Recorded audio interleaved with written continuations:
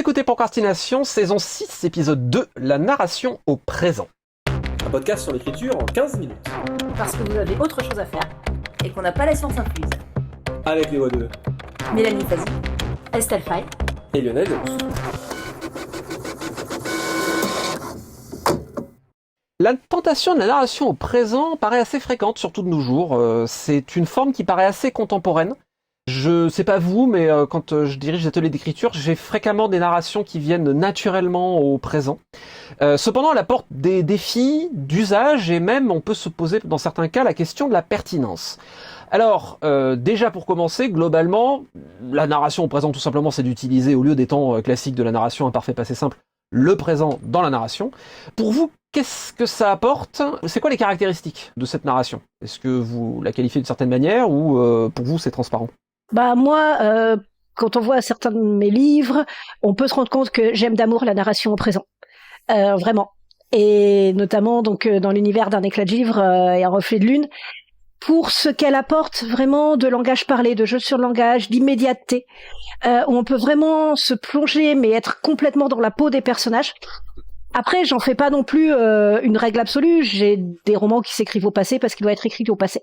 Et la première fois que cette question s'est beaucoup posée, c'est sur mon premier roman, Porcelaine, qui se passe en Chine ancienne, qui a un côté très conte de fées. Et j'avais commencé à l'écrire au passé. Et les 3 premières lignes de Porcelaine, je crois que j'ai dû passer facile 3 mois dessus, à les corriger, les recorriger. Ça, c'est pour donner confiance aux jeunes auteurs, leur donner espoir. Et il y a ce moment, je sais pas pourquoi, mais on a décidé, avec directeur d'ouvrage, qui était Xavier Mauméjean, de tenter au présent. Et là, pouf, miracle. Et en fait, on voulait quelque chose qui est une sorte d'épure, parce qu'on pensait beaucoup aux estampes chinoises.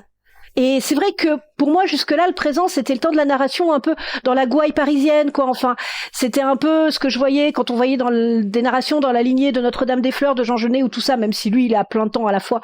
Mais voilà, c'était cette idée d'avoir une immédiateté qui se prêtait plus à un personnage donc hyper gouailleur, hyper à la première personne aussi qui a dans le chat quoi. Et en fait pour avoir une sorte d'épure et de côté presque intemporel du conte, finalement le présent il allait bien aussi à Porcelaine. Le présent est beaucoup plus versatile qu'on ne croit. Alors, je suis pas tout à fait d'accord. Je vais discuter et disputer le fait que c'est plus immersif. Je suis entièrement d'accord avec le fait que c'est plus immédiat. Parce que, déjà, on perd l'aspect conte habituel qu'on a dans le conte en Occident, qui est le passé. Il était une fois, voilà. Le fait que, du coup, on perd également les 2 repères de temps du passé qui sont l'imparfait passé simple. On perd le repère de durée. Donne pour moi un aspect qui est effectivement, je suis d'accord avec toi sur le fait que c'est épuré, mais c'est immédiat. Et en fait, pour moi, le problème que ça peut poser, c'est rigolo que tu dises que tu as du passé au présent, parce que moi j'ai le cas exactement inverse, où j'ai des textes que j'ai du passé du présent au passé. Parce que ça marchait pas du tout au présent, justement à cause du fait qu'il y a cet aspect factuel qui peut, à mon sens, dans certains cas, basculer dans la hérédité. Et dans le compte-rendu presque behavioriste du truc. Alors, loin de moi l'idée de dire qu'évidemment la narration au présent n'a pas le droit de citer, m'en sert tout autant et c'est un outil super, mais moi j'ai fréquemment en atelier d'écriture des gens qui me disent je prends au présent parce que c'est plus immersif. C'est plus immédiat, mais c'est pas nécessairement plus immersif à mon sens. Dans certains cas, les temps de narration sont invisibles, et donc, comme la technique est invisible, pour moi, elle sera plus immersive pour cette raison. Alors, moi, j'aurais plutôt tendance à être avec Estelle. Damn. C'est-à-dire que, le choix du temps chez moi se fait de manière très instinctive, comme beaucoup de choses. Je m'aperçois que le présent, je l'ai beaucoup utilisé, associé notamment à la première personne. Et pour moi, les deux, je trouve, vont extrêmement bien ensemble, ne serait-ce pour une raison très simple et qui rejoint ce que tu dis sur le temps qui doit être invisible quelque part. C'est qu'à la première personne, dès qu'on se retrouve avec nous, c'est très compliqué. Ah oui. Si on est dans un texte un peu contemporain, et je rencontre ça beaucoup plus en traduction, c'est-à-dire je fis ceci, je fis cela, et d'un seul coup, nous fîmes. Et si on est dans un texte un peu contemporain avec un personnage qui est censé, justement, on cherche cette immédiateté, moi ça me sort du texte, direct. Et je trouve qu'on a parfois un attachement au passé simple comme étant un temps neutre de la narration, alors qu'à titre vraiment personnel, c'est très subjectif, je le perçois de plus en plus comme quelque chose d'un peu vieillot. Et qui, moi, me dit trop, justement, je suis en train de vous raconter une histoire et je n'ai pas ce côté où je découvre la situation en même temps que le personnage et je suis happée. Mais pour moi, comme je disais, c'est vraiment très, très associé à la première personne. Je trouve que ça va vraiment très bien ensemble pour se copier. Je vous chope. Je ne suis pas en train de vous dire, je vais vous raconter une histoire qui m'est arrivée il y a longtemps et de mettre cette distance à la fois du temps, c'est-à-dire narratif et du temps linguistique. et de la troisième personne qui, pour moi, de manière subjective, introduit une distance. C'est vous découvrez le truc par mes yeux. C'est vraiment quasiment un truc. J'ai presque cette image du jeu vidéo vous savez, avec une perspective à la première personne. On voit par les yeux du personnage.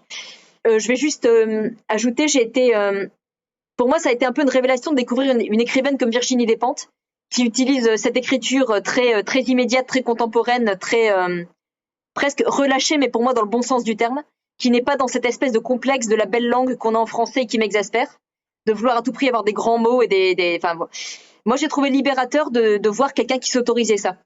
Et notamment certains de ses livres qui m'ont le plus marqué, comme Les Jolies Choses, sont au présent. Et je lui enviais cette aisance. Pour moi, il y a une aisance dans l'écriture.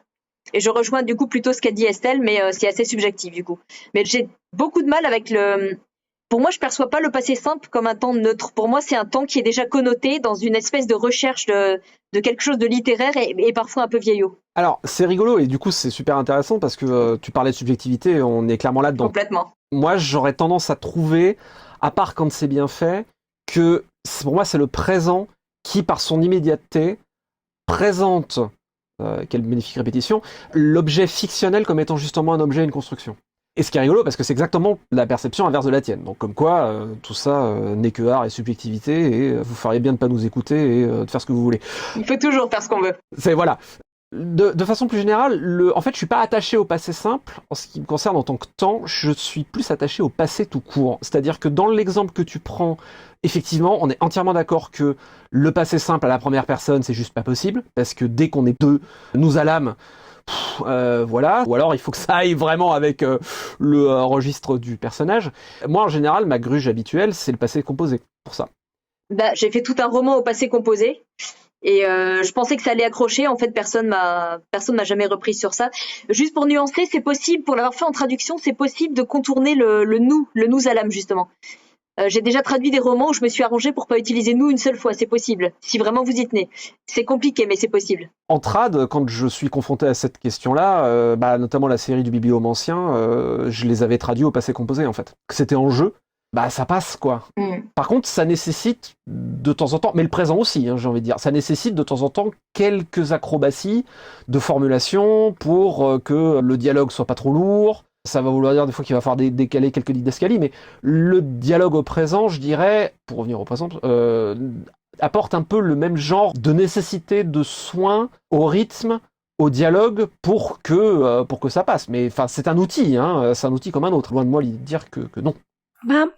Disons, je trouve que le présent, très souvent, est réduit à quelque chose qui paraît plus simple, mais en fait, il permet plein d'expérimentations et qui sont limite plus acrobatiques parce qu'elles sont moins évidentes et moins explorées souvent que celles des temps du passé qui ont été beaucoup explorées par le récit et par le roman en France. Et vraiment, il y a une richesse et une palette du présent qui est assez énorme, mais souvent sous-évaluée. Et là-dessus, dans les grands romans au présent, alors, je sais, les auditeurs, vous avez déjà entendu ce nom, mais je vais encore dire, lisez Francis Berthelot, lisez Rivage des Intouchables. Et vous verrez ce qu'on peut faire, là, pour le coup, de vraiment très littéraire au bon sens du terme, avec du présent. Et comment c'est un outil qui est tellement plus riche en fonctionnalités que ce qu'on imagine. Et il y a beaucoup, j'ai l'impression, notamment dans nos littératures, dans l'imaginaire, cette barrière-là que le présent, c'est quand on veut écrire du young adulte ou de la jeunesse. Et pas du tout, en fait. Et y compris, par ailleurs, chez des participants d'ateliers d'écriture ou des jeunes auteurs qui sont pas dans l'imaginaire, mais qui sont tellement pleins d'une culture classique qui est complètement au passé, que pour eux, forcément, le temps du récit, ça va être le passé, le temps du récit littéraire. Il y a des préjugés là-dessus qui, je pense, sont cool à être combattus. Et j'ai eu un cas sur une autrice, si elle écoute, elle se reconnaîtra peut-être, qui me faisait lire un début de livre qui arrivait pas à démarrer. Et à un moment, je me suis dit, alors je vais te dire un truc, c'est peut-être, c'est peut-être complètement idiot et je veux surtout pas te faire des trucs que tu sens pas, mais en fait, pour moi, quand je le lis, tu l'as écrit au passé, mais dans ma tête, ça sonne au présent, quoi. Et elle a repris au présent et ça matchait, quoi. J'ai envie de dire, en fait, il y a aussi une question, c'est qu'il y a certains types de récits qui vont naturellement appeler plutôt un temps ou un autre. Si on est dans un récit construit en flashback, par exemple, déjà, on peut avoir une alternance des deux, mais c'est compliqué de faire les flashbacks simplement au présent. On peut tout à fait, mais bon, ça va plutôt appeler au passé. Moi, j'ai fait un texte qui s'appelait Petit théâtre de rame, où j'ai 4 personnages qui se croisent dans le métro. Et pour moi, on avait tellement cette idée du flux et quelque part les personnages qui vivent leur flux temporel en même temps, que pour moi, c'était impossible à raconter au passé. C'était vraiment cette rencontre qui se fait à distance entre les personnages ne pouvait marcher qu'au présent, c'était une évidence. Il y a des textes comme ça qui ont des enjeux narratifs qui appellent très clairement un temps plutôt qu'à l'autre. Complètement. Des points de vue aussi. Alors, on verra si ça reste dans la version finale, mais actuellement, là, dans le dernier tome des Dieux Sauvages, je suis en train de mêler les deux, volontairement et résolument, parce qu'il y a un point de vue, qui est un personnage qu'on a vu dans les bouquins précédents, mais qu'on n'a pas eu en point de vue. Mon but, je sais pas si ça restera dans la version finale, mais je voudrais l'avoir en point de vue dans celui-là. C'est un personnage qui est vraiment complètement hors dehors du monde, et qui a une espèce de perception hyper élargie et glissante du temps. Et en fait, toute la narration de tout le monde est toujours au temps du récit, mais lui, il est au présent. Justement parce que il est dans un espèce de présent perpétuel. On entend des fois, ah oui, mais on est obligé de s'astreindre à une forme. Non, tant qu'on balise les choses et qu'on perd pas le lecteur, sauf si ouais, on a envie d'être perdu parce que c'est un genre aussi, on peut tout faire, quoi. Alors, quelle technique et quel piège et quel usage pour le présent, même si on en a un peu parlé Pour moi, le piège principal au présent, c'est de limiter son usage et de se dire parce que j'écris au présent, ça va être ci, ça va être ça, ou il y a ça que je peux pas faire. Donc, mon conseil numéro 1, c'est le conseil que je donne tout le temps, toujours, donc ça va pas varier. Lisez énormément de bouquins au présent. Regardez ce que d'autres auteurs ont fait avec. Regardez aussi, effectivement, on peut mélanger passé et présent dans un livre. Alors là, tout de suite, j'ai pas d'exemple qui me viennent en tête. C'est par contre ce que je suis en train de faire dans le bouquin que je suis en train de corriger. Donc voilà, Lionel, c'est un truc très à la mode en fait. Mais lisez des livres, regardez tout ce qui est possible, et après, lâchez-vous, quoi. Je vois pas tellement. Moi, je l'utilise de manière tellement instinctive comme beaucoup de choses que je vois pas tellement j'ai pas rencontré de problème spécifique au présent. Je dirais que le premier problème qui me vient, ça peut être une mauvaise adéquation du temps avec le texte. Mais à part ça, il y a vraiment rien qui me vient comme problème spécifique que poserait le présent. Alors que, et je sais que c'est très subjectif comme on disait tout à l'heure, j'en vois beaucoup plus avec le passé simple notamment. Des fois, en termes purement techniques, les dialogues peuvent être un petit peu retors à gérer, je trouve, au présent. Notamment dans les verbes de dialogue. Oui, c'est vrai. Qui peuvent accrocher un peu, mais c'est rien d'insurmontable. Ça veut juste dire que, au lieu d'avoir un X rétorque-t-il, il rétorque 2 points et la réplique, ça marche aussi. Oui, ça, effectivement, ça s'apprend. C'est des trucs d'ajustement technique. C'est par contre, je pense que de manière générale, que ce soit dans ce cas précis ou de façon générale, tout ce qu'on est en train de dire, mais vous me contredirez peut-être, mais je pense pas, là en l'occurrence, c'est que, comme d'habitude, prendre garde aux idées reçues et aux choses qu'on fait par défaut pour les mauvaises raisons.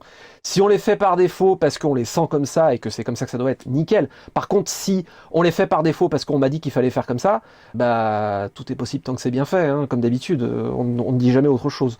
Même chose pour le dialogue. Ah, on m'a dit que la didascalie, elle devait être dans le machin avec X, rétorque-t-il. Non, que dalle. Ça peut aller ailleurs, il n'y a pas de souci. Tant que c'est clair et qu'on comprend et que ça rend bien, très bien, allons-y. Un truc juste qui, perso, m'aide beaucoup pour pas me limiter et pas tomber dans... C'est pas avoir peur d'écrire les choses. Surtout si vous n'avez pas de mal à lâcher des mots sur le papier. Vous écrivez et c'est une fois que c'est sur la page qu'on va voir si ça marche ou pas. Parce que tant que ça reste dans notre tête, on a tendance souvent à se mettre beaucoup plus de barrières dans la tête que ce dont on a besoin dans la réalité. Donc on s'en fout, on prend une page blanche, on lâche des trucs, on écrit ce qu'on a envie d'écrire. Et après, là vraiment, on pourra se dire est-ce que ça marche, est-ce que ça marche pas. Faut pas avoir peur d'écrire des trucs même dans le vide. Et quelque part, par moment, en cherchant à être plus efficace d'emblée en écriture, on va peut-être se mettre beaucoup plus de barrières et perdre du temps au final. Écrivez, réécrivez, il en restera toujours quelque chose. Non, mais tellement, je pense qu'on s'en fout est tellement une admonition, mais vitale, quelle que soit son expérience, et on s'en fout au bon sens du terme, bien sûr, comme tu le dis, c'est-à-dire, on s'en fout, on y va, et on verra. Pas on s'en fout, on traite par-dessus la jambe. Mais c'est tellement hyper important d'expérimenter, et d'arrêter de se dire, ah, il faut que ce soit bien. Non, il faut que ce soit, déjà. Et puis ensuite, on verra. Et tant que c'est pas écrit, tant que c'est pas sur la page, vous pouvez pas savoir comment ça va être. Voilà, dans notre tête, ça sonne jamais pareil. C'est vrai. Petite citation pour terminer, citation d'Ursula Le Guin avec traduction maison comme souvent.